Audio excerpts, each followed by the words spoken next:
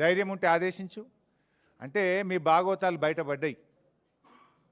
ఇవాళ ముఖ్యమంత్రి గారు, బట్టి గారు, కోమటిరెడ్డి గారి మధ్య వాటాల పంపకం మొత్తం రోడ్డు మీదకి వచ్చింది, ప్రజల్లో పడ్డది. టెండర్ల మీ పోరాటం, టెండర్లు నాకంటే నాకని మీరు కొట్లాడుకునేదంతా ప్రజలకు అర్థమైంది. దాని నుంచి డైవర్ట్ చేయడానికే ఈ సిట్టు, ఈ లట్టు పొట్టు ఏదో చిల్లర నోటీసుల కథ పెట్టినావు నువ్వు. సరే, మాకు చట్టం మీద గౌరవం ఉంది, తప్పకుండా గౌరవిస్తాం, ఎన్నిసార్లు పిలిచినా హాజరవుతాం. మాకు ఉద్యమాల్లో నుంచి వచ్చిన కార్యకర్తలం మేము. కేసీఆర్ గారి నాయకత్వంలో రాటుదేలిన బీఆర్ఎస్ బిడ్డలం, తెలంగాణ ఉద్యమ కన్న బిడ్డలం.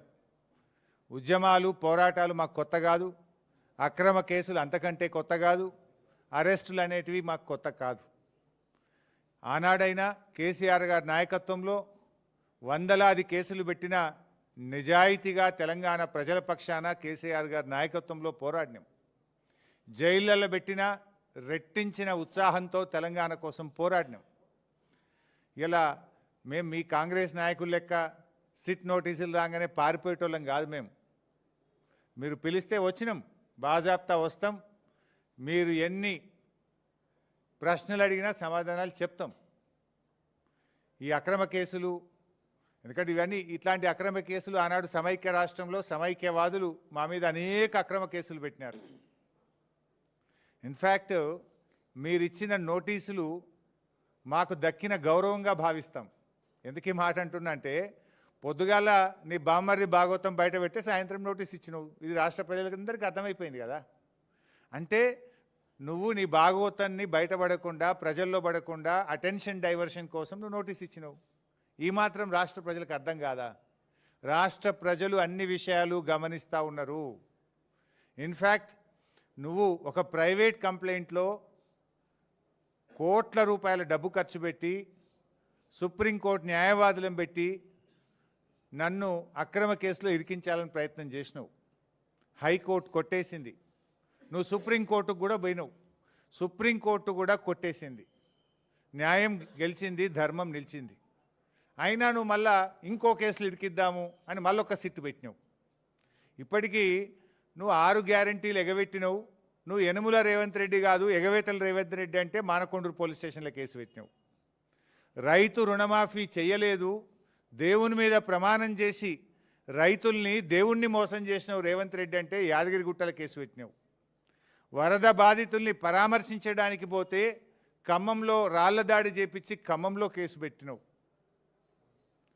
ఎవరో ట్వీట్ చేసిందని చెప్పి నా మీద హైదరాబాద్లో పోలీస్ స్టేషన్లో కేసు పెట్టించినావు. ఘోష్ కమిషన్ వేసి కమిషన్ పేరిట డైవర్షన్ రాజకీయాలు చేస్తే అసెంబ్లీ సాక్షిగా ఆ కమిషన్లో ఉన్న విషయాలను కుండబద్దలు కొట్టినట్టు 6 డజన్ మంది మంత్రులు మీరు మాట్లాడినా, ఎంత డైవర్షన్ చేసినా ఆ కమిషన్ అంతా డొల్ల అని ఆధారాలతో సహా అసెంబ్లీ సాక్షిగా వివరించాం. నిన్న నీ బామ్మర్ది బొగ్గు కుంభకోణం బయట పెట్టంగానే సాయంత్రం మళ్ళొక సిట్ నోటీస్ పంపినావు. ఇది రాష్ట్ర ప్రజలు గమనిస్తున్నారు. రేవంత్ రెడ్డి పోలీసులను వెనకబెట్టుకొని పిరికి పందలాగా నాకు సిట్ నోటీసులు ఇచ్చుడు కాదు. ధైర్యం ఉంటే రాజకీయంగా ఎదుర్కో, కమాన్ మాట్లాడదాం, ఏడ కొట్లాడదాం. నీకు ధైర్యం ఉంటే 6 గ్యారెంటీల మీద మాట్లాడదాం, రైతు రుణమాఫీ మీద మాట్లాడదాం, బొగ్గు కుంభకోణం మీద మాట్లాడదాం, ఇండస్ట్రీస్ కుంభకోణం మీద మాట్లాడదాం, భూముల కుంభకోణం మీద మాట్లాడదాం, పవర్ కుంభకోణం మీద మాట్లాడదాం, ఏ కుంభకోణం మీద మాట్లాడదాం. నీ ప్రభుత్వం కుంభకోణాలకు నిలయంగా మారింది. నీ ప్రభుత్వం ఇవాళ మొత్తం ఎక్కడికక్కడ దోచుకొని తింటా ఉన్నారు.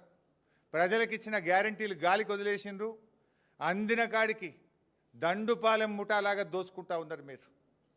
మీ దోపిడికి మేము అడ్డు వస్తున్నామని, నీ దోపిడిని కేటీఆర్ గారు, మా బీఆర్ఎస్ నాయకులు ఎక్కడికక్కడ ప్రశ్నిస్తున్నారని నువ్వు చిల్లర రాజకీయాలకు పాల్పడతా ఉన్నావు. నువ్వు ఎన్ని కుట్రలు పన్నినా, నువ్వు ఎన్ని కేసులు పెట్టినా, నువ్వు ఎన్ని నోటీసులు ఇచ్చినా బీఆర్ఎస్ గొంతులు సింహంలాగా గర్జిస్తూనే ఉంటాయి. నిన్ను అడుగడుగునా తెలంగాణ ప్రజల పక్షాన ప్రశ్నిస్తూనే ఉంటాయి. ఎక్కడ కూడా వెనకడుగు వేసే ప్రశ్నే లేదు. నువ్వు రేపు ప్రజాకోర్టులో సమాధానాలు చెప్పాలి. రేపు ప్రజలు నిన్ను తప్పకుండా ఇప్పటికే నీ మంత్రులను నీ ఎమ్మెల్యేలను ఎక్కడ పోతే అక్కడ నిలదీస్తున్నారు ప్రజలు.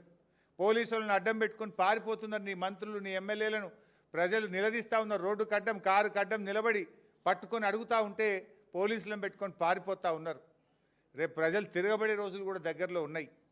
నువ్వు సిట్టు లట్టు పొట్టు ఎన్నన్నా వేసుకో, ఏమన్నా చేసుకో, మాకు న్యాయస్థానాల మీద గౌరవం ఉంది. నువ్వు ఎక్కడికి పిలిచినా వస్తా, ఎన్నిసార్లు పిలిచినా వస్తా, నిజాయితీగా సమాధానాలు చెప్తాం. మేము భయపడం. చట్టం మీద మాకు గౌరవం ఉంది. నీ చిల్లర రాజకీయాల మీదనే మాకు అసహ్యం ఉంది. వెగటు పుడతా ఉంది ప్రజలకు. నీ భాష నీ మాటలు వింటా ఉంటే రోత పుడతా ఉంది ఇలా రాష్ట్ర ప్రజలకు. రేవంత్ రెడ్డి గారు చూసుకో, అసలే ఇచ్చిపెట్టాం, నేను ఇంకా గట్టి కొట్లాడతాం. నీ 6 గ్యారెంటీల అమలు మీద, నీ కుంభకోణాల మీద మేము మా పోరాటాలు జరుపుతూనే ఉంటాం. మాది ఉద్యమ పార్టీ, రాష్ట్రం సాధించిన పార్టీ బీఆర్ఎస్ పార్టీ. మేము కేసీఆర్ సృష్టించిన సైనికులం, కార్యకర్తలం. మాకు త్యాగాలు తెలుసు, మాకు పోరాటాలు తెలుసు. నీలాగా వెన్నుపోట్లు, కుట్రలు, కుతంత్రాలు, చీకటి రాజకీయాలు మాకు తెలియవు. మా కేసీఆర్ నేర్పింది పోరాటం, త్యాగం, ప్రజల పక్షాన నిలబడడం మా కేసీఆర్ గారు నేర్పిండ్రు. నువ్వు ఎన్ని సిట్ నోటీసులు పంపుతో పంపు, మేము భయపడేది లేదు. కానీ నువ్వు దర్యాప్తు పేరు మీద ఆడుతున్నటువంటి ఈ నాటకం తెలంగాణ ప్రజలు నిశ్చితంగా గమనిస్తూ ఉన్నారు. నాకు తెలిసి ఇవాళ మళ్ళీ లీక్ ఇస్తారు. ఇట్లయిందట అట్లయిందట, లోపలనో ఓ చిల్లర లీక్ ఇస్తారు. దమ్ముంటే వీడియో బయటపెట్టు. మొత్తం వీడియో రికార్డింగ్ అయింది కదా. I am challenging Revanth Reddy. ఇవాళ జరిగిన, నన్ను అడిగిన ప్రశ్నలు, నేను చెప్పిన సమాధానాలు మొత్తం వీడియో బయటపెట్టు, రాష్ట్ర ప్రజలు చూస్తారు. చిల్లర లీకులు ఎందుకు ఇస్తావు? మళ్ళీ నాకు తెలిసి ఇప్పుడు సాయంత్రం లీక్ ఇస్తారు. లీకుల ప్రభుత్వం ఇది. లీకుల ప్రభుత్వం, స్కామ్ల ప్రభుత్వం. లీకుల మీదనే ప్రభుత్వాన్ని నడుపుతున్నాడు రేవంత్ రెడ్డి. ఎంతకాలం నడుపుతావు లీకులను?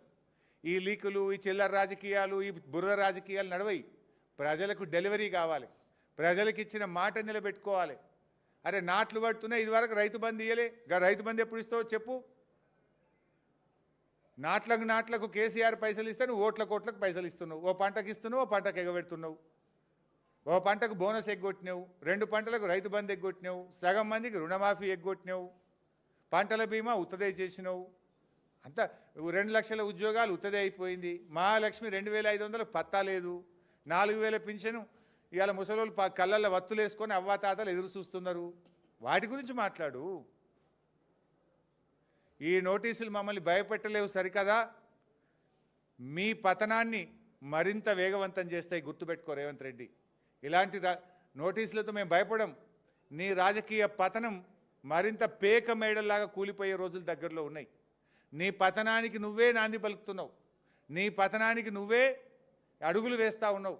ఈ నోటీసులు నీ పతనాన్ని వేగవంతం చేస్తాయి. చూసుకుందాం.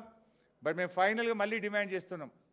నీకు నిజాయితీ ఉంటే, తప్పు చేయకపోతే సైట్ విజిట్ సర్టిఫికెట్ల పేరిట సింగరేణిలో జరిగిన కుంభకోణాల మీద సిట్టింగ్ జడ్జితో విచారణ జరపాలని మళ్ళీ డిమాండ్ చేస్తున్నాం. నువ్వు విచారణ ఒప్పుకోలేదంటే, నువ్వు విచారణకు ముందుకు రాలేదంటే, నీ బావమరిది కుంభకోణం చేసింది నిజం, కుంభకోణం జరిగింది నిజం. అందుకే నువ్వు భయపడి విచారణ జరుపుతలేవని మేము భావించాల్సి ఉంటుంది. నిజాయితీ ఉంటే, ధైర్యం ఉంటే వెంటనే సిట్టింగ్ జడ్జితో విచారణ జరుపు. లేదంటే మా అంటే 2 ఏళ్ళే కదా, బీఆర్ఎస్ ప్రభుత్వం వచ్చేది ఖాయం, విచారణ జరిపేది ఖాయం, మీ అవినీతిని కక్కిచ్చేది ఖాయం, కటకటాల వెనుక మిమ్మల్ని పెట్టేది ఖాయం. Thank you.